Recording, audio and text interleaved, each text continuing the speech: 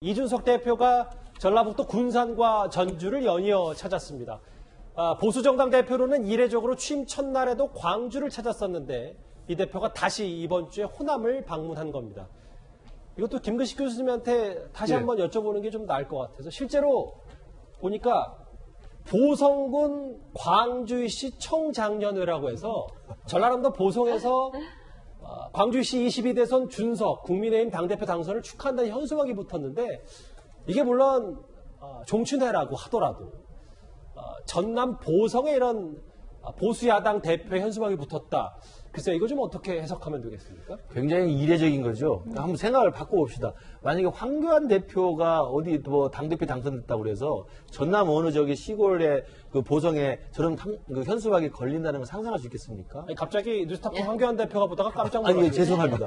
그러니까 예를 들면 바로 자유한국당이나 이런 과거 당의 이미지에 생각을 해보면 그 당의 당대표로 누가 선출됐다고 그래서 호남 지역에 저렇게 떳떳하게 현수막을 거는 건 굉장히 어려웠을 거예요. 분위기상. 그걸 생각해보면 이준석 대표가 당선된 것을 전남 보성에 있는 물론 종친회 광주시 종친회입니다만 이렇게 대놓고 의젓하게 걸어놓는다는 것은 그만큼 호남에서도 국민의힘 그리고 이준석 대표 체제에 대한 나름대로의 관심과 지지를 저는 반증하는 거라고 보고요. 최근에도 계속 기사가 나왔습니다만 최근에 6월 11일 날 당대표 선출 이후에 호남에서 젊은 층 중심으로 입당 문의가 굉장히 속출하고 있습니다. 그런 면에서 본다면 이제 과거와는 달리 호남에서도 국민의힘과 그다음에 새롭게 변화하고 새롭게 지금 그 혁신하고 있는 모습을 보이는 이준석 대표 체제에 상당히 많은 관심을 보이고 있다는 것을 아마 보여주는 가장 대표적인 사례가 아닌가 생각을 합니다. 같은 청년 정치인인 천하람 당협위원장도 이게 놀라운 변화다. 지역 민심이 많이 변하고 있다는 것을 피부로 느낀다. 이렇게 뭐 얘기를 하고 있거든요. 이준석 대표 오늘 호남을 방문하면서 지역 언론과도 직접 인터뷰를 했는데요. 저희가 그 목소리를 들어보겠습니다. 지금까지는 김종인 위원장이나 아니면 저희 전임 지도부들이 5.18이나 그런 호남의 아픔에 대한 저희의 어쨌든 반성 이런 의미로 많이 진행했었는데 앞으로 이 새 지도부에서는 호남의 젊은 세대와 미래를 한번 이야기해보려고 합니다. 지금 전주 지역에서도 그리고 전북 지역에서 저희가 보고받고 있는 거로는 전북 도당에 가입하는 그런 젊은 당원들 숫자가 급증하고 있다는 이야기 들었습니다. 민주당에서 지금까지 호남 지역에 대해 가지고 의석은 많이 이제 갖고 있었겠지만은 저희만큼 적극적으로 활동하지 않은 부분도 있다 이렇게 생각합니다. 민주당을 앞서는 그런 노력하는 모습을 보이도록 하겠습니다. 호남에서 국민의힘 지지세가 뜨겁다라는 의견을 이준석 대표가 얘기를 했는데 이현정 의원. 네. 오늘 여론조사 결과가 하나 나왔는데 네. 물론 더불어민주당이 당연히 오차범위 내니까 누가 우열을 가리긴 쉽지 않겠지만 국민의힘의 정당 지지율 30% 이거는 국정농단 사태 이후 최고치라면서요. 우선 이제 리얼미터라든지 주로 ARS 방식으로 조사하는 연구기관에서는 국민의힘이 그동안 지지도가 그동안 많이 높았습니다. 보통 40%대 가기도 하고 더불어민주당이 훨씬 높게 나왔는데 유독 갤럽 여론조사, 이 갤럽 여론조사는 ARS 방식으로 하는 게 아니고요. 직접 전화면접원이 직접 전화를 해서 이제 하는 방식이에요. 그렇다 보니까 이 국민의힘에 대해서는 썩 잘 나오지 않았습니다.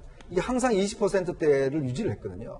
근데 저는 오늘 여론조사 딱 보고 이 30%를 찍는 거 보고 갤럽 조사에서 30%는 다른 조사와는 굉장히 다른 의미가 있어요. 이거는 어떤 면에서 보면 그동안 이 갤럽 조사 같은 경우는 조금 샤이 보수들이 좀 있습니다. 왜냐하면 직접 사람이 가서 묻고 그다음에 뭔가 이 제시를 하는 게 아니라 상대방에서 그냥 대답하는 것만 하기 때문에 그렇게 이제 국민의힘한테 그렇게 유리하게 나온 조사는 아니에요. 근데 여기서 이미 이렇게 나왔다는 것은 그만큼 이제 본인들이 직접 떳떳하게 나 국민의힘 지지합니다라고 이야기를 할 수 있는 분위기가 됐다라는 거. 사실 이게 중요한 거거든요. 왜냐하면 어디 가든지 20대들 같은 경우에 이야기하다가 국민의힘 지지한다 그러면 다들 뭐지? 이렇게 봤거든요. 그동안은. 예전 사례. 네, 그렇죠. 예전에 무슨 보수당이야? 이렇게 했던 게 그리고 말도 못합니다. 저희 세대도 마찬가지지만 이렇게 이야기하다가 국민의힘 지지한다 그러면 조금 이상하게 보고 그랬거든요. 근데 이제 그렇게 되지 않다는 거죠. 오히려 요즘은 민주당 지지한다 그러면 조금 이상하게 보는 듯한 그런 것도 있다고 그래요. 그만큼 분위기 자체가 많이 바뀌었고 특히 우리가 중도층이라고 이야기하는 분들이 어떤 면에서 보면 이게 아마 전통적 지지층들만으로 이렇게 나오진 않을 겁니다. 예. 즉 중도층이라는 분들이 이제 본인들의 지지 정당을 밝힐 수 있는 분위기가 됐다라는 게 이제 상당히 큰 의미가 있는 거거든요. 이번에 이준석 대표가 지금 전북을 갔지 않습니까? 사실 전북 지역이 지금 굉장히 어렵습니다. 군산 지역이나 전주 같은 경우도 지금 쌍용 자동차 문제라든지 맞아요. 등등 때문에 굉장히 경제적으로 어려운 지역이에요. 근데 이 어려운 지역에 지금 제1야당이 지난번 광주에 이어서 바로 내려가서 이렇게 한다고 하니까 상당히 많이 관심을 보이는 것 같고, 이런 상황에서 이제 뭐 최근에 입당 원서도 많다는 게 앞으로 잘 될 겁니다. 이게 많은 기대가 있어서 그렇지, 앞으로 이제 국민의힘이 이런 지역의 요구들을 얼마만큼 잘 수용하는가, 여기에 따라서 지지도가 출렁거릴 겁니다. 최 교수님, 예. 뭐 물론 지금은 허니문 기간이라는 걸 고려하더라도 이 대표가 앞으로 일을 잘할 것이다라는 긍정적 기대가 생각보다 더 높은 경향도 비춰집니다. 네, 그 긍정적 기대를 이제 하고 있는 거죠, 국민들은. 왜냐하면 이준석 대표가 보여줬던 여러 가지 이제 발언들이나 내용들로 보면 그런 기대를 불러올 수 있는 부분이 있다고 봐요. 이제 중요한 건 저 기대가 결실을 맺어야 한다고 저는 보거든요. 그래서 이제 처음이니까 시작됐고 어느 정도까지 시간이 지나면서 이준석 대표가 과연 그럼 정치력을 잘 발휘해서 국민의힘을 국민들이 원하는 정당으로 이끌고 갈지 하는 부분에 대해서는 이제 계속 검증을 할 거라고 저는 봅니다. 기대감이 높은 거는 긍정적인 표현이고요. 다만 저 기대감이 결실로 연결되기 위해서 이준석 대표가 어느 정도까지 정치력을 발휘할지 하는 부분은 좀 지켜봐야 되는 상황이라는 생각이 듭니다. 예. 제가 아까 쌍용 자동차 이야기했는데, 쌍용 자동차는 평택이고 제가 이제 GM이 맞죠. 군산이 예. 잘못 말씀드렸습니다. 예. GM이죠. 맞습니다. 이준석 대표 당선된 지 이제 딱 일주일 됐습니다. 여당의 공세도 정확히 이 대표를 그러니까 이제부터 정조준하고 있는데요. 오늘 오전 열린 민주당의 최고위원회는 돌아가면서 이준석 대표에게 맹공을 퍼부었습니다. 바로 화면 만나보겠습니다. 최근 이준석 대표의 병역 관련 의혹이 여질 보도되고 있습니다. 사실이라면 이준석 대표로 인해 해당 과정에 지원했던 어떤 청년은 기회가 박탈된 것입니다. 해당 기사를 이준석 대표도 읽어보고 수술실 CCTV 설치에 적극적으로 나서주시길 바랍니다. 어저께 이준석 대표가 사무총장의 한기호 전 의원을 내정했습니다. 한기호 의원은 막말의 대명사입니다. 첫 번째 당직 인선이 정말로 국민의힘이 추구하는 변화에 적합한 것인지 젊은 꼰대가 아닌가. 당대표가 된 이준석은 많이 달라졌습니다.